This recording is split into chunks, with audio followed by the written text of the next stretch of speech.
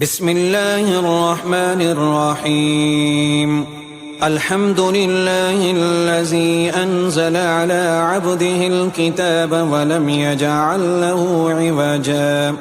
قيما لينذر بأسا شديدا من لدنه ويبشر المؤمنين الذين يعملون الصالحات أن لهم أجرا حسنا ماكثين فيه أبدا وينذر الذين قالوا اتخذ الله ولدا ما لهم به من علم ولا لآبائهم كبرت كلمة تخرج من أفواههم إن يقولون إلا كذبا فلعلك باخع نفسك على آثارهم إن لم يؤمنوا بهذا الحديث أسفا. إنا جعلنا ما على الأرض زينة لها لنبلوهم أيهم أحسن عملا وإنا لجاعلون ما عليها سعيدا جرزا. أم حسبت أن أصحاب الكهف والرقيم كانوا من آياتنا عجبا إذ أوى الفتية إلى الكهف فقالوا ربنا آتنا من لدنك رحمة وهيئ لنا من أمرنا رشدا. فضربنا على آذانهم في الكهف سنين عددا ثم بعثناهم لنعلم أي الحزبين أحصى لما لبثوا أمدا. نحن نقص عليك نبأهم بالحق إنهم فتية آمنوا بربهم وزدناهم هدى وربطنا على قلوبهم إذ قاموا فقالوا ربنا رب السماوات والأرض لن ندعو من دونه إلها لقد قلنا إذا شططا. هؤلاء قوم اتخذوا من دونه آلهة لولا يأتون عليهم بسلطان بين فمن أظلم ممن افترى على الله كذبا. وإذ اعتزلتموهم وما يعبدون إلا الله فاووا إلى الكهف ينشر لكم ربكم من رحمته ويهيئ لكم من أمركم مرفقا. وترى الشمس إذا طلعت تزاور عن كهفهم ذات اليمين وإذا غربت تقرضهم ذات الشمال وهم في فجوة منه ذلك من آيات الله. من يهد الله فهو المهتد ومن يضلل فلن تجد له وليا مرشدا. وتحسبهم أيقاظا وهم رقود ونقلبهم ذات اليمين وذات الشمال وكلبهم باسط ذراعيه بالوصيد لو اطلعت عليهم لوليت منهم فرارا ولملئت منهم رعبا. وكذلك بعثناهم ليتساءلوا بينهم قال قائل منهم كم لبثتم قالوا لبثنا يوما أو بعد يوم قالوا ربكم أعلم بما لبثتم فابعثوا أحدكم بورقكم هذه إلى المدينة فلينظر أيها أزكى طعاما فليأتكم برزق منه وليتلطف ولا يشعرن بكم أحدا إنهم إن يظهروا عليكم يرجموكم أو يعيدوكم في ملتهم ولن تفلحوا إذا أبدا وكذلك أعصرنا عليهم ليعلموا أن وعد الله حق وأن الساعة لا ريب فيها إذ يتنازعون بينهم أمرهم فقالوا بنوا عليهم بنيانا ربهم أعلم بهم قال الذين غلبوا على أمرهم لنتخذن عليهم مسجدا سيقولون ثلاثة رابعهم كلبهم ويقولون خمسة سادسهم كلبهم رجما بالغيب ويقولون سبعة وثامنهم كلبهم قل ربي أعلم بعدتهم ما يعلمهم إلا قليل فلا تمار فيهم إلا مراء ظاهرا ولا تستفت فيهم منهم أحدا ولا تقولن لشيء إني فاعل ذلك غدا إلا أن يشاء الله واذكر ربك إذا نسيت وقل عسى أن يهديني ربي لأقرب من هذا رشدا ولبثوا في كهفهم 300 سنين وازدادوا 9 قل الله أعلم بما لبثوا له غيب السماوات والأرض أبصر به وأسمع ما لهم من دونه من ولي ولا يشرك في حكمه أحدا واتل ما أوحي إليك من كتاب ربك لا مبدل لكلماته ولن تجد من دونه ملتحدا واصبر نفسك مع الذين يدعون ربهم بالغداة والعشي يريدون وجهه ولا تعد عيناك عنهم تريد زينة الحياة الدنيا ولا تطع من أغفلنا قلبه عن ذكرنا واتبع هواه وكان أمره فرطا وقل الحق من ربكم فمن شاء فليؤمن ومن شاء فليكفر إنا أعتدنا للظالمين نارا أحاط بهم سرادقها وإن يستغيثوا يغاثوا بماء كالمهل يشفي الوجوه بئس الشراب وساءت مرتفقا إن الذين آمنوا وأملوا الصالحات إنا لا نضيع أجر من أحسن عملا أولئك لهم جنات عدن تجري من تحتهم الأنهار يحلون فيها من أساور من ذهب ويلبسون ثيابا حزرا من سندس واستبرق متكئين فيها على الأرائك نعم الثواب وحسنت مرتفقا واضرب لهم مثل الرجلين جعلنا لأحدهما جنتين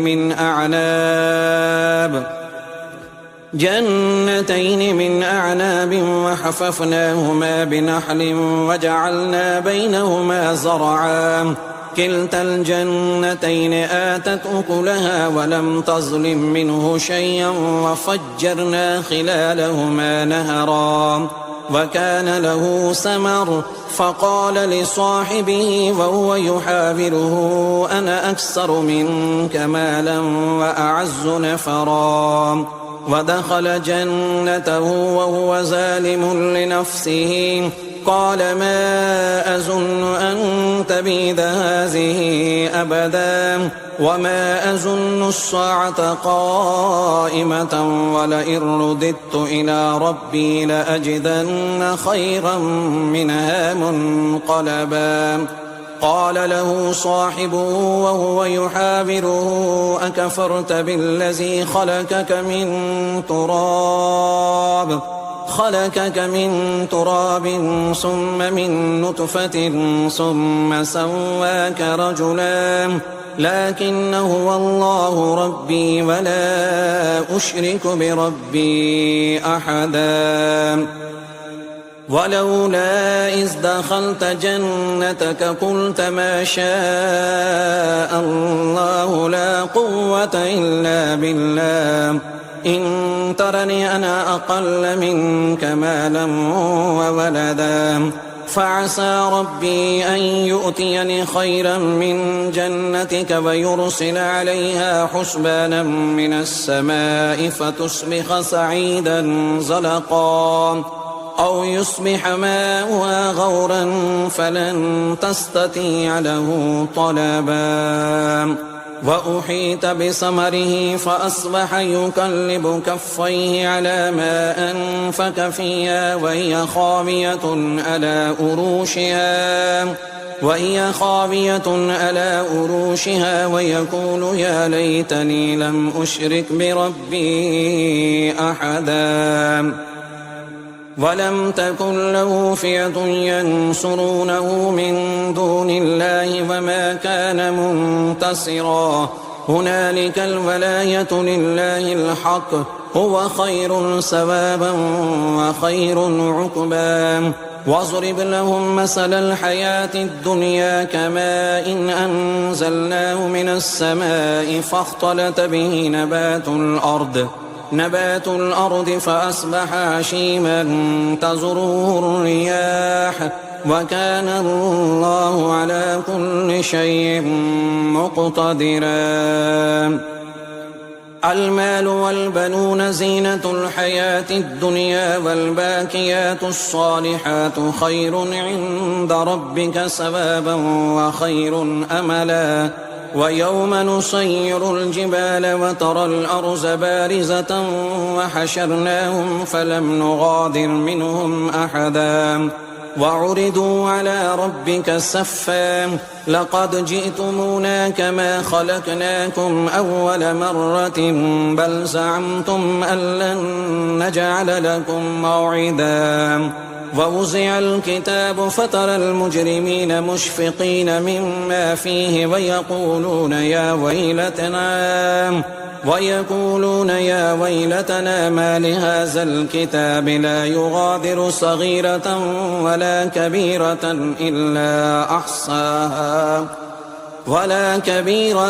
إلا أحصاها ووجدوا ما عملوا حاضرا ولا يظلم ربك أحدا وإذ قلنا للملائكة اسجدوا لآدم فسجدوا إلا إبليس كان من الجن ففسق عن أمر ربه أفتتخذونه وذريته أولياء من دوني وهم لكم عدو بئس للظالمين بدلا ما أشهدتم خلق السماوات والأرض ولا خلق أنفسهم وما كنت متخذ المضلين عضدا ويوم يقول نادوا شركائي الذين زعمتم فدعوهم فلم يستجيبوا لهم وجعلنا بينهم موبقا ورأى المجرمون النار فظنوا أنهم مواقعوها ولم يجدوا عنها مصرفا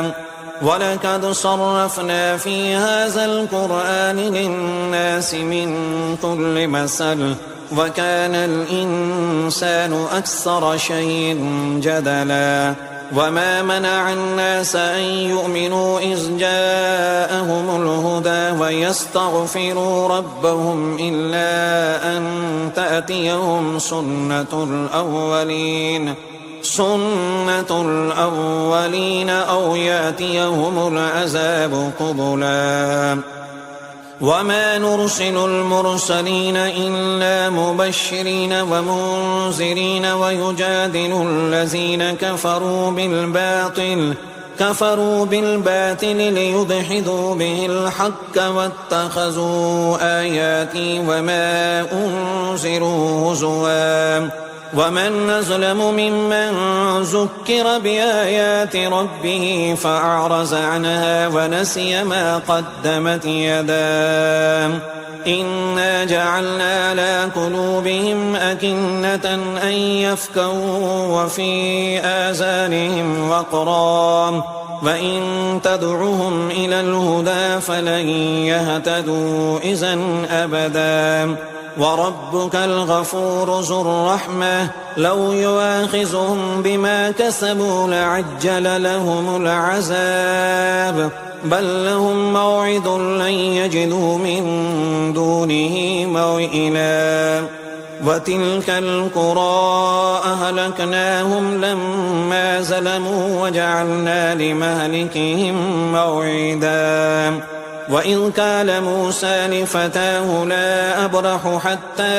أبلغ مجمع البحرين أو أمضي حقبا فلما بلغا مجمع بينهما نسيا حوتهما فاتخذ سبيله في البحر سربا فلما جاوزا قال لفتاه آتنا غداءنا لقد لقينا من سفرنا هذا نصبا قال أرأيت إذا أوينا إلى الصخرة فإني نسيت الحوت وما أنسانيه إلا الشيطان أن أذكره واتخذ سبيله في البحر عجبا قال ذلك ما كنا نبغي فارتدا على آثارهما قصصا فوجدا عبدا من عبادنا آتيناه رحمة من عندنا وعلمناه من لدنا علما قال له موسى هل اتبعك على أن تعلمني مما علمت رشدا قال إنك لن تستطيع معي صبرا وكيف تصبر على ما لم تحط به خبرا قال ستجدني إن شاء الله صابرا ولا أعصي لك أمرا قال فإن اتبعتني فلا تسألني عن شيء حتى أحدث لك منه ذكرا فانطلقا حتى إذا ركبا في السفينة خرقها قال أخرقتها لتغرق أهلها لقد جئت شيئا إمرا قال ألم أقل إنك لن تستطيع معي صبرا قال لا تؤاخذني بما نسيت ولا ترهقني من أمري عسرا فانطلقا حتى إذا لقيا غلاما فقتله قال أقتلت نفسا زكية بغير نفس لقد جئت شيئا نكرا قال ألم أقل لك إنك لن تستطيع معي صبرا قال إن سألتك عن شيء بعدها فلا تصاحبني قد بلغت من لدني عذرا. فانطلقا حتى إذا أتيا أهل قرية استطعما أهلها فأبوا أن يزيفوهما فوجدا فيها جدارا يريد أن ينقض فأقاما. قال لو شئت لاتخذت عليه أجرا. قال هذا فراق بيني وبينك سأنبئك بتأويل ما لم تستطع عليه صبرا. أما السفينة فكانت لمساكين يعملون في البحر فأردت أن أعيبها وكان وراءهم ملك يأخذ كل سفينة غصبا. وأما الغلام فكان أبواه مؤمنين فخشينا أن يرهقهما طغيانا وكفرا فأردنا أن يبدلهما ربهما خيرا منه زكاة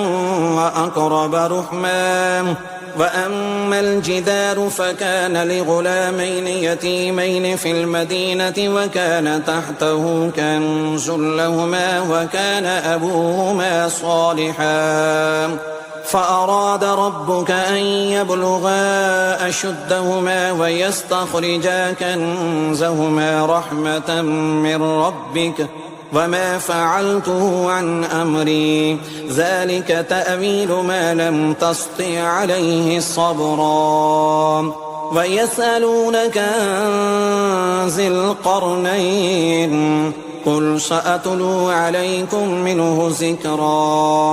إنا مكنا له في الأرض وآتيناه من كل شيء سببا حتى إذا بلغ مغرب الشمس وجدها تغرب في عين حمية ووجد عندها قوما. قلنا يا ذا القرنين إما أن تعذب وإما أن تتخذ فيهم حسنا. قال أما من ظلم فسوف نعذبه ثم يرد إلى ربه فيعذبه عذابا نكرا. وأما من آمن وعمل صالحا فله جزاء الحسنى وسنقول له من أمرنا يسرا. ثم أتبع السببا حتى إذا بلغ مطلع الشمس وجدها تطلع على قوم لم نجعل لهم من دونها سترا. كذلك وقد أحطنا بما لديه خبرا. ثم أتبع سببا حتى إذا بلغ بين الصدين وجد من دونهما قوما لا يكادون يفقهون قولا. قالوا يا ذا القرنين إن يأجوج ومأجوج مفسدون في الأرض فهل نجعل لك خرجا على أن تجعل بيننا وبينهم سدا. قال ما مكني فيه ربي خير فأعينوني بقوة أجعل بينكم وبينهم ردما. آتوني زبر الحديد حتى إذا ساوى بين الصدفين قال انفخوا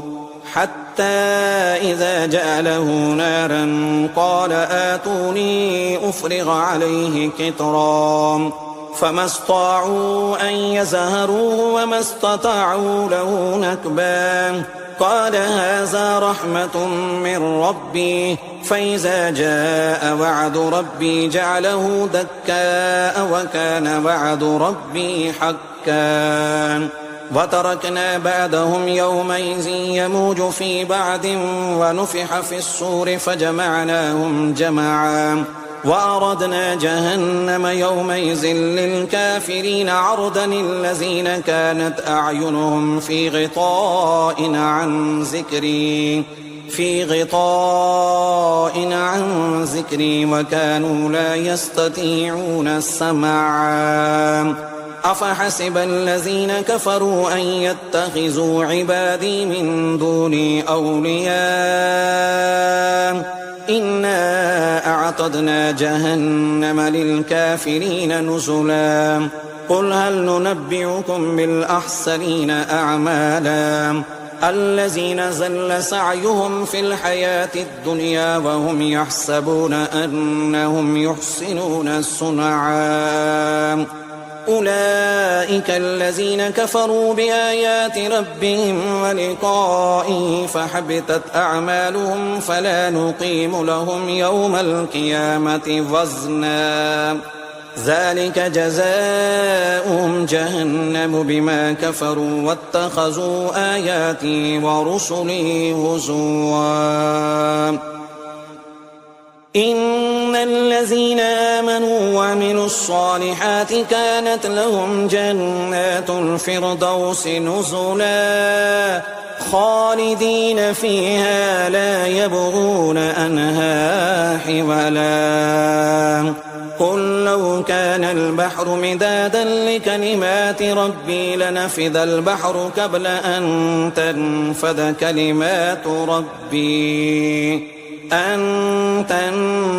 كلمات ربي ولو جئنا بمثله مددا